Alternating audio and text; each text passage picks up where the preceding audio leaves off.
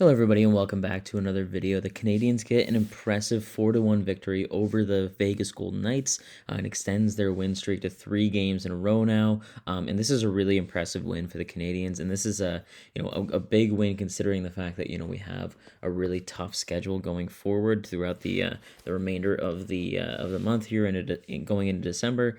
So every point counts obviously, but this is a really impressive win over a team that is definitely one of the better teams in the NHL. I feel like their record isn't really showing that right now. Obviously, they're kind of a little bit further down than what they like to be, but even so, like I feel like they should be a team that wins games, especially going up against a Canadiens team who is kind of shaky as of late. So really impressive for the Canadiens to get this win. Even more impressive is Montembault makes 30 out of 31 saves tonight. Huge performance from him. Definitely a bounce back performance that we needed to see from him, considering the way he's been playing recently. It was really good to see him make some saves in key moments. He had a really great one to rob Tomas Hertl in that first period. He really stretched out to make that save, and that's kind of what we expect from Montembeau. I feel like in previous seasons that hasn't really been the case. In previous seasons that has been the case, but this season not quite. We haven't seen him really be super solid the entire time. But this is probably easily the best game he's played all year. Just making those vintage saves, the ones that we've come to expect from him from previous years. So a huge performance from him, and that's kind of what spearheads this win. Bolduc stays hot as well. He gets the first goal in the first period. A monster pass from Slavkovsky.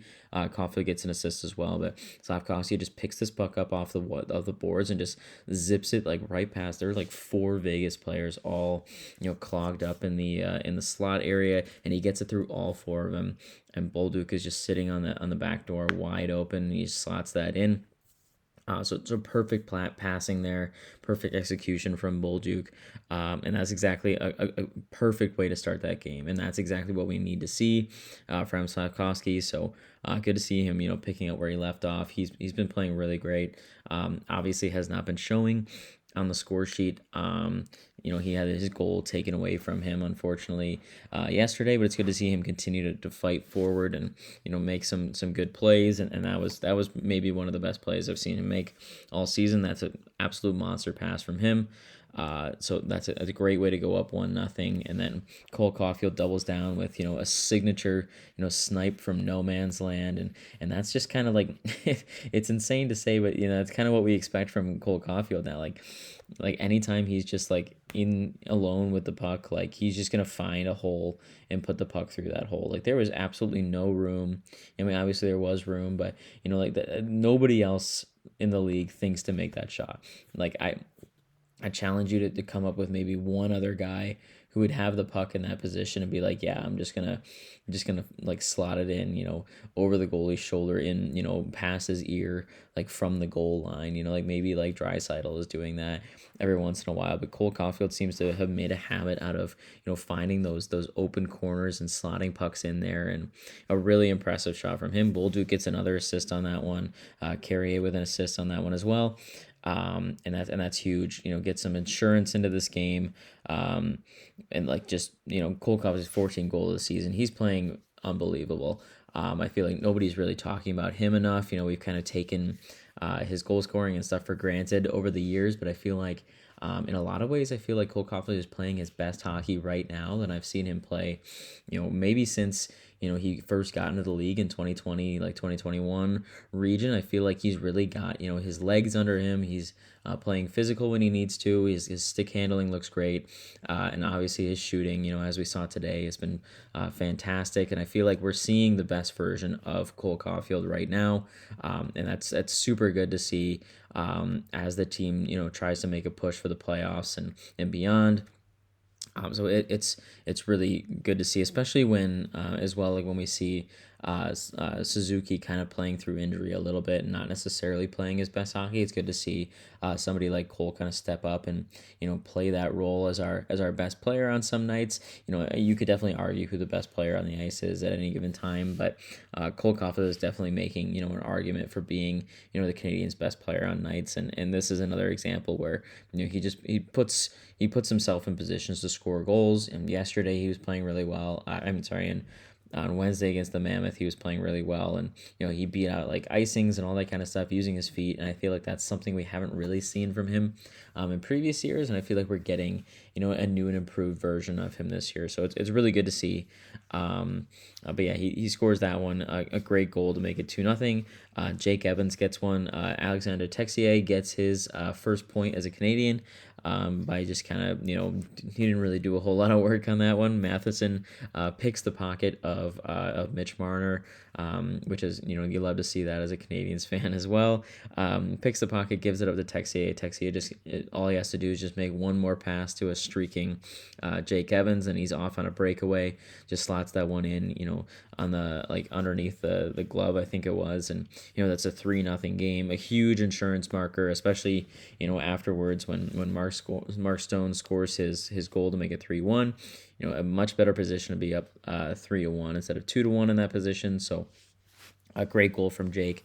And good to see him getting goals as well. He's not necessarily a noted goal scorer. He almost scores more shorthanded than he does on 5-on-5 or anywhere else. But we definitely take those. And Mike Matheson gets an assist there. He recently signed his extension.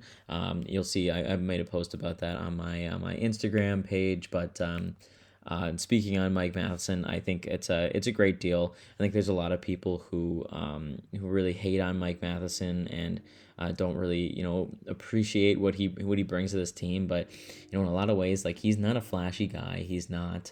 He's not Noah Dobson like offensively. He's not Lane Hudson offensively, but he's making those small plays, and most importantly, he's eating minutes. He's like there aren't a ton of players in the league who can eat the minutes, that Matheson can, and he's super valuable to the team in that way. And I feel like to get a guy like that locked down for another 5 years, I know it does bring him kind of up towards the higher end of the age range once he gets to the end of his deal, but. To have him there, especially at $6 million, $6 million sounds like it'd be a lot, a couple of years ago, but once that $6 million starts to kick in, is also when that salary cap starts to increase a little bit as well. So I feel like at the end of the day, $6 million is like getting him at like 4.5 or something like that if it was 10 years ago. So I feel like to have him locked in at that value for that duration of time is huge, and it'll make him easier to trade as well if we decide down the line once he gets a little bit older that it's time to move on from a guy like him. I feel like having him at a low AAV like that, it makes it a little bit easier to do. I know he's got like contract clauses and all that kind of stuff, but either way, I feel like it's a great deal for the player. Gets to stay in Montreal for another 5 years, as well as for the team. I feel like it's a pretty manageable AAV. It puts our core four of defensemen locked in for the next like year. I don't even know how many years. At least 4 years. Locked in on those top four guys. But yeah, we'll talk more about that in a second. But Mark Stone scores one to make it 3-1. And then Slavkovsky gets rewarded again. He gets a goal, 7th of the season, gets an empty netter. Nick Suzuki misses the initial one, but Slav is able to pick that up on the wall after the fact and kind of curl around and barely squeaks it in, but he does squeak it in through the block and scores that goal to make it 4-1, kind of ices the game with less than 2 minutes to go. And it's great to see Slav get rewarded. I feel like, as I said earlier, like every time he's in the game, he's playing, he's making things happen, and he's doing the little things, and he doesn't always get rewarded for it on the score sheet. So it's great to see, when he does get rewarded. I feel like it's definitely warranted. I feel like, it's really easy to look at Slav and be like, oh, he should be doing this, he should be doing that, whatever. But I feel like, he's playing really good hockey, no matter what. So I'm happy with what he's got there. But yeah, a great win for the whole team, like really impressive win. Obviously we're going in a back-to-back going up against the Colorado Avalanche tomorrow afternoon. So We got to be ready for that. But it's huge to get those 2 points here, especially going up against a real juggernaut in the Avalanche tomorrow. So we'll see what happens there. But yeah, that's all I got for you guys today. Short video, but yeah, a big win. We got to get 2 more points, or at least hopefully we can get one tomorrow. Obviously, it wouldn't necessarily be a disappointment at all to walk away with zero against a really good team in the Colorado Avalanche. But it's good to see getting some wins and all that kind of stuff. But yeah, that's all I have for you guys today. So I will see you guys on Saturday.